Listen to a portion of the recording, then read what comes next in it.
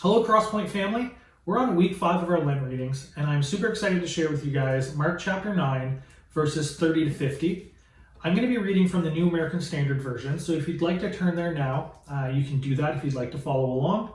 But before we get started, I've got a couple thoughts that I want to challenge us with, as it's something that God has been challenging me with lately.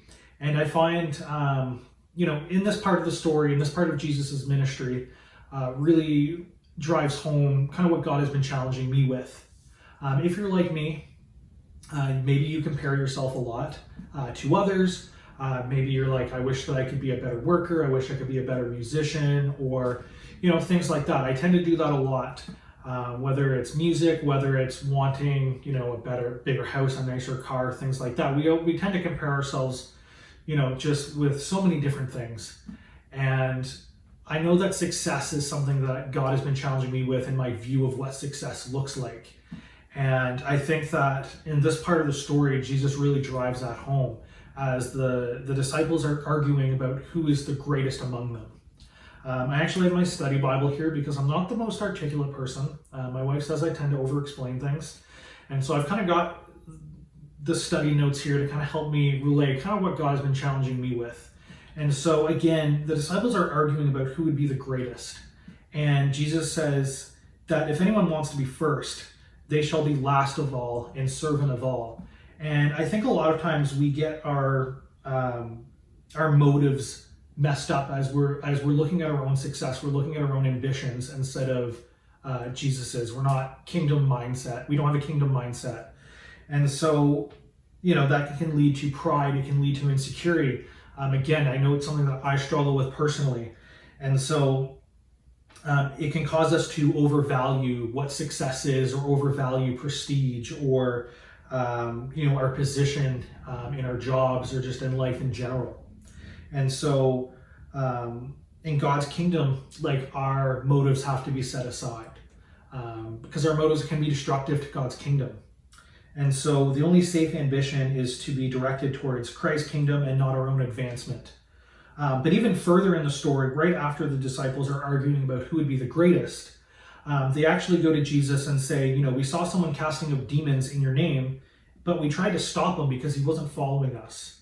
And Jesus said, don't hinder him, because for he who is not against us is for us. And I think that's so important, and especially today, because again, they were arguing about who would be the greatest, and then they saw somebody who wasn't part of their inner circle. They saw somebody who was casting out demons and thought he shouldn't be doing that because he's not with us. And I think we can tend to do that today.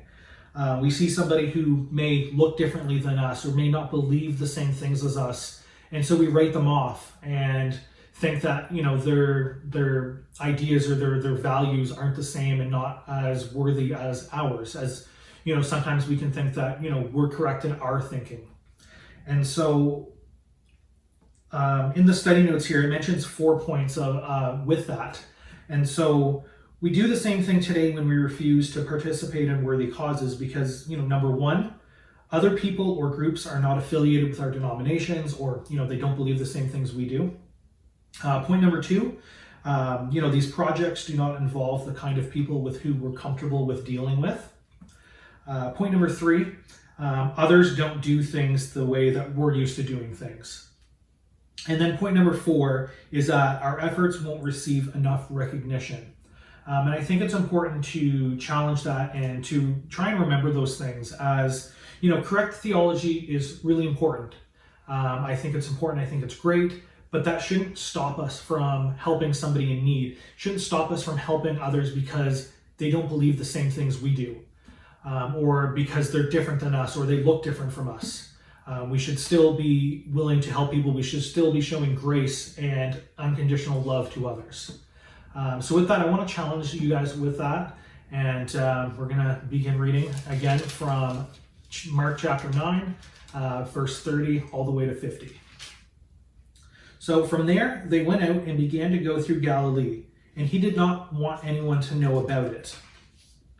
For he was teaching his disciples and telling them, the Son of Man is to be delivered into the hands of men, and they will kill him.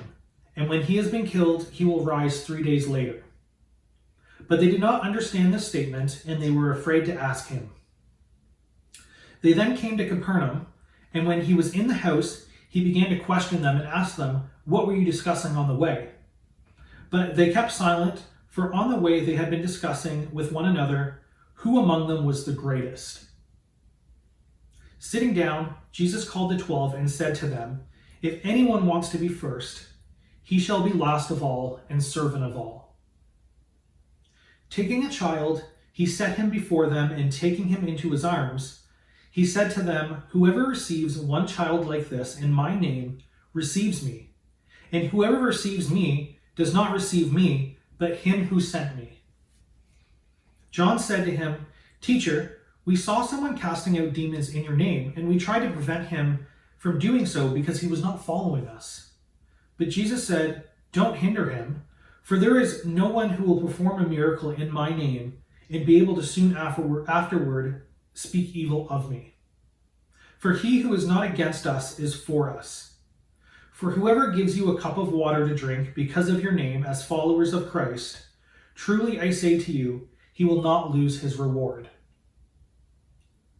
Whoever causes one of these little ones who believe to stumble, it would be better for him with a heavy millstone hung around his neck, he had been cast into the sea. If your hand causes you to stumble, cut it off. It is better for you to enter life crippled than having your two hands to go into hell and into the unquenchable fire. If your foot causes you to stumble, cut it off. It is better for you to enter life lame than having your 2 feet to be cast into hell. If your eye causes you to stumble, throw it out, because it is better for you to enter the kingdom of God with one eye than having 2 eyes and to be cast into hell, where their worm does not die and the fire is not quenched, for everyone will be salted with fire. Salt is good, but if the salt becomes unsalty, what will you make it salty again? Have salt in yourselves and be at peace with one another. Have a great day, everyone.